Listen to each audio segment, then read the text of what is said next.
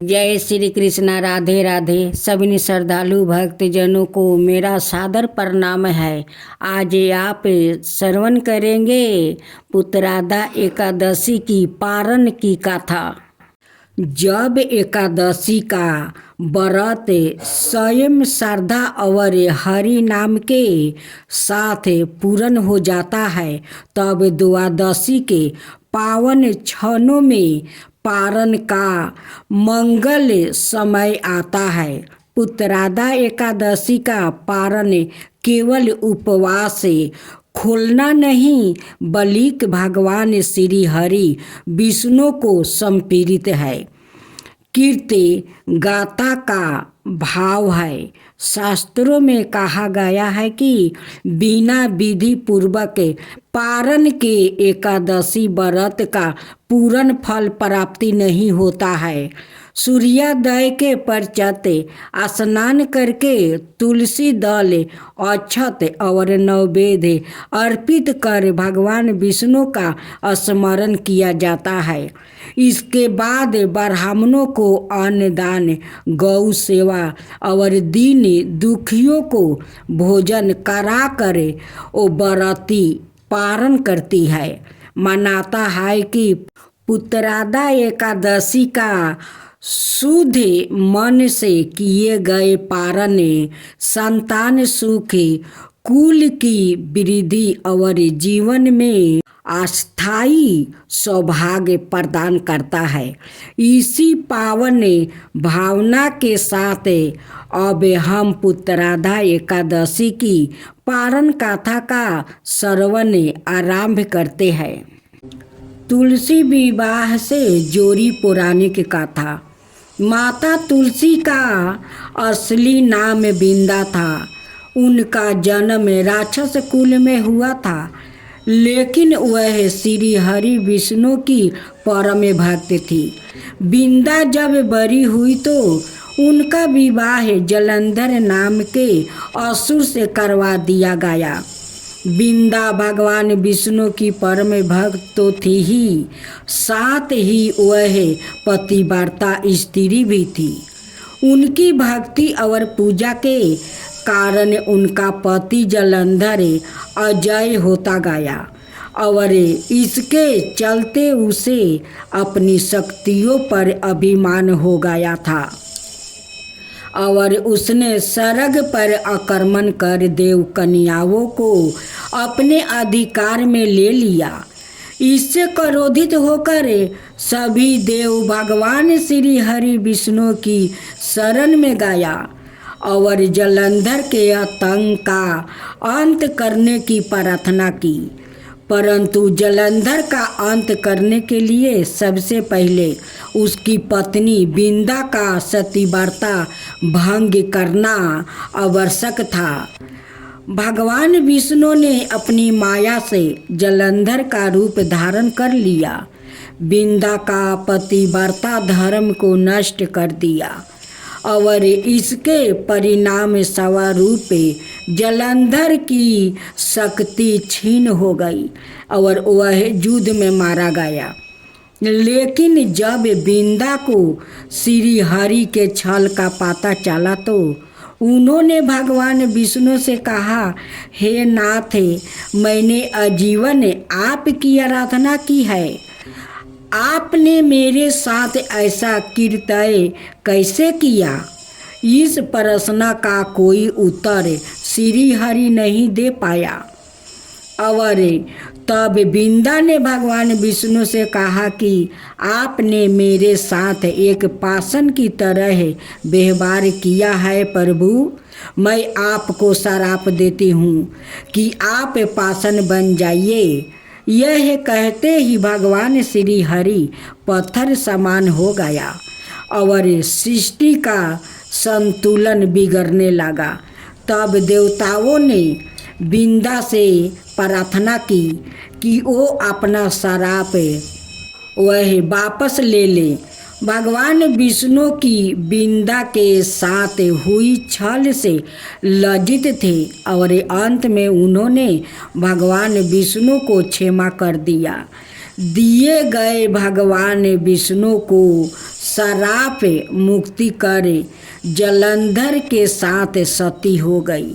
बिंदा की राख से एक पौधा निकली, जिसे श्री हरि विष्णु ने तुलसी का नाम दिया और वरदान दिया कि तुलसी के बिना मैं किसी भी प्रसाद को ग्रहण नहीं करूँगा। मेरे शालिग्राम रूप से तुलसी का विवाह होगा और कालांतर में लोग इस तिथि को तुलसी विवाह करेंगे। उन्हें सुख और सौभाग्य की प्राप्ति होगी। तुलसी विवाह है पूजा विधि। तुलसी विवाह के दिन सूर्योदय से पूर्व ही उठकर नृत्य क्रियाओं से निवृत्त होकर स्नान करे और साफ सुथरे वस्त्र धारण करे। इसके बाद तुलसी जी को लाल रंग की चुनरी चढ़ाए और उन्हें श्रृंगारे की सभी वस्तुओं अर्पित करे। यह सब करने के बाद शालिग्राम जी को तुलसी के पौधे के स्थापित करें।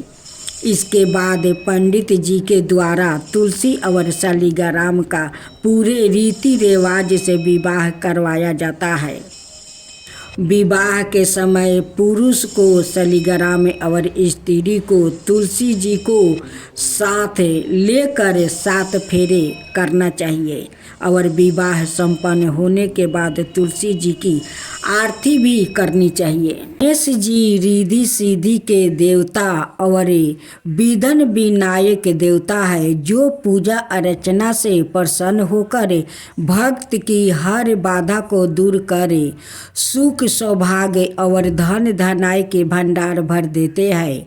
उनकी दयाशीलता और दानशीलता को लेकर काफ़ी कथाएं भी प्रचलित है, जिनमें एक बुढ़िया से एक बार बचपन में भगवान गणेश भक्तों की परीक्षा लेने के लिए अपनी छोटी सी मुट्ठी में चावल और एक चमचे में दूध लेकर पृथ्वी पर आ गया। भगवान धरती पर जिसे भी मिले उसे इस थोड़ी सी सामग्री से खीर बनाने को कहने लगे, लेकिन ज़्यादातर लोग ने उनका मजाक उड़ाया और उनकी बात पर ध्यान नहीं दिया। तभी गणेश जी एक गरीब बुढ़िया के पास पहुँचे और खीर बनाने को अनुरोध करने लगे। बुढ़िया को छोटे बालक गणेश पर दया आ गई और खीर बनाने के लिए वो मान गई। उसने अपने घर में एक भगोना चूल्हे पर चढ़ाया तो गणेश जी ने कहा कि माई, घर का सबसे बड़ा बर्तन चूल्हे पर रखो। बुढ़िया ने बच्चे का दिल ना दुखाने की बात सोची और घर का सबसे बड़ा भगोना चूल्हे पर चढ़ा दिया। फिर बुढ़िया ने गणेश जी के हाथों में सामग्री लेकर उस भगोने में डाल दी, ताकि गणेश जी को बुरा ना लगे, और वह घर के अंदर चली गई ताकि बहुत सा दूध और चावल वो ला सके। लेकिन तभी भगवान गणपति की माया से चमत्कार हुआ और पूरा भगोना खीर से भर गया। जब तक बुढ़िया बाहर लौटी, गणेश जी वहाँ से जा चुके थे। इस बीच बुढ़िया के पोते पोती आया तो उन्हें भूख लगने की बुढ़िया ने उन्हें भगोने में से खीर खिला दी। खीर पड़ोसिन को भी दे दिया। उसके बेटे बहू ने भी खीर खा ली।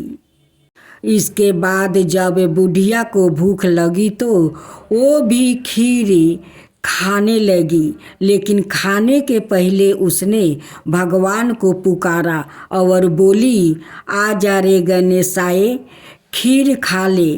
तभी गणेश जी वहाँ पहुँचे और बोले, जब आपके पोते पोती पड़ोसिन और बहू ने खीर खा रहे थे।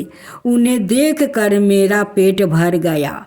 गणेश जी के दर्शन पाकर बुढ़िया धन हो गई और पापा की इच्छा अनुसार उसने बची हुई खीर सारे नगर में बांट दी।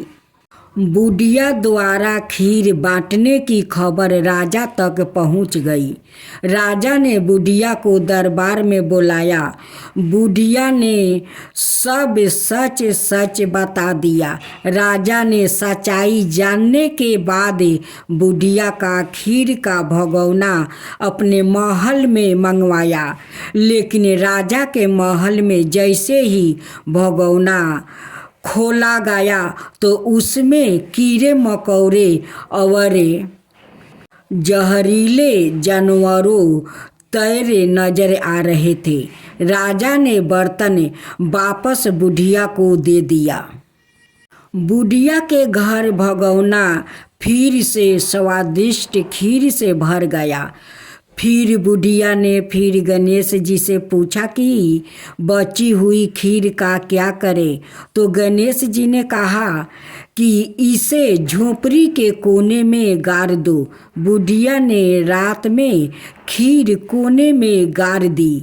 लेकिन भगवान की माया से सुबह एक चावल का दाना हीरे जवाहरात में बदल गया और इस तरह भगवान गणेश ने अपने भक्त के कष्टों का निवारण किया।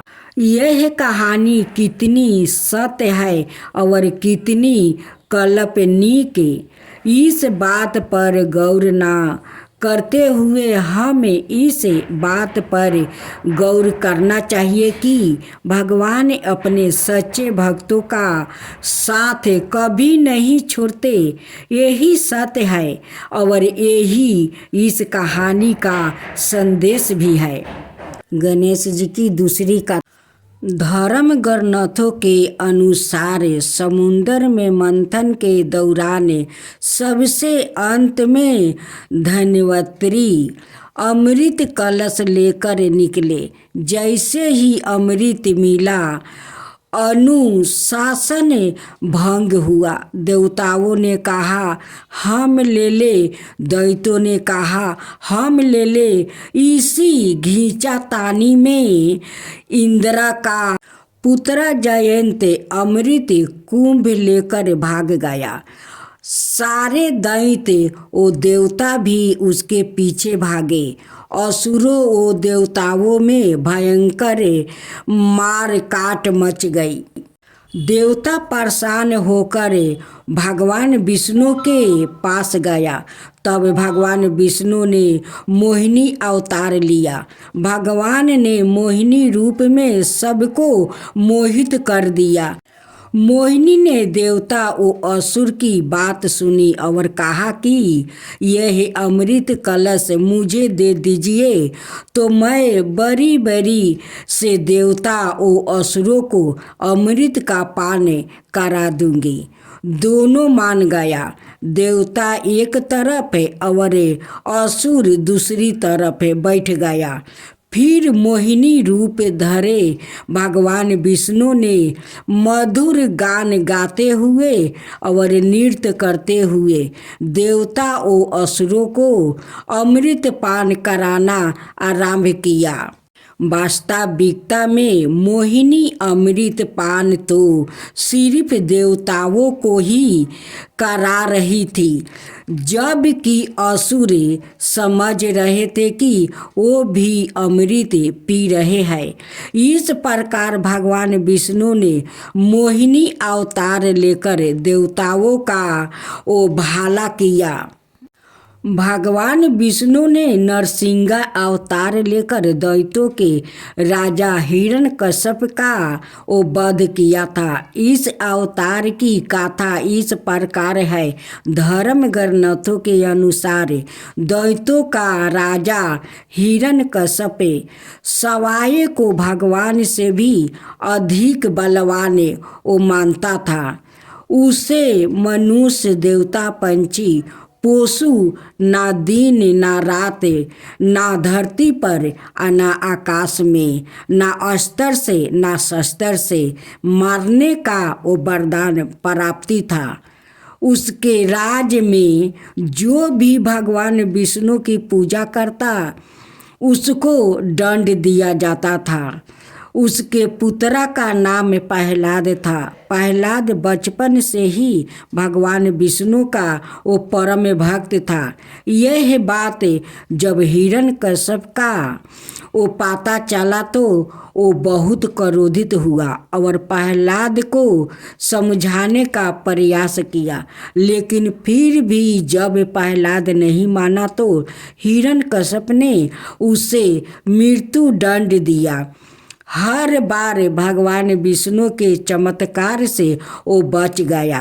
हिरण्यकश्यप की बहन होलिका जिसे अग्नि से ना जलाने का वरदान प्राप्ति था, वह प्रहलाद को लेकर वो धधकती अग्नि में बैठ गई। तब भी भगवान विष्णु की कृपा से प्रहलाद बच गया और होलिका जल गई। जब हिरण्यकश्यप सवाए प्रहलाद को मारने ही वाला था तब भगवान विष्णु नरसिंह का अवतार लेकर खंभे से प्रकट हुआ और उन्होंने अपने नाखूनों से हिरण्यकश्यप का वध कर दिया।